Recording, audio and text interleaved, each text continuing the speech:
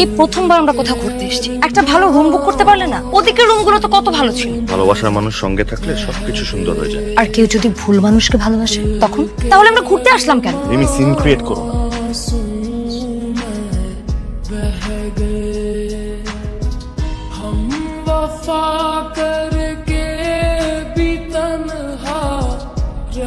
তোমার এই ড্রেসটাই পরে আসতে হলো, মানুষ দেখছে।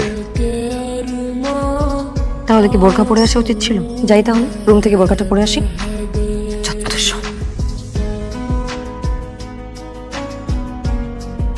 বসতে পারি? আপনার মনটা প্রকৃতির মতো উদার।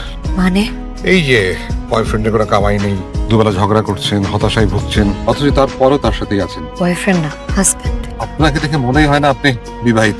আসলে মানুষ লাইফে এমন কিছু ভুল করে যেই ভুলের মাসুল সারা জীবন দেওয়া লাগে।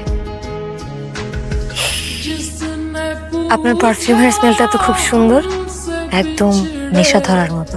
নেশা কিন্তু খুব খারাপ। কিন্তু যে নেশা সুখ দেয় আমি সেটাকে খারাপ মনে করি না। সুখ জীবনে সঠিক সঙ্গী না পেলে জীবনটা কখনোই সুখের হয় না। আপনার নামটা জানতে পারি? রিমি হাসান। আমি মুস্তাক খান। আপনাকে আমি আগে কোথাও যেন দেখেছি, গ্যালারিতে হয়তো। ওই টুকটাক আঁকি আর কি। ও মাই গড, আপনি professor Mushtaq Khan. I am really sorry, আমি আপনাকে চিনতে পারিনি। চেনার সুযোগ না দিলে চেনা কি যায়? যায় না।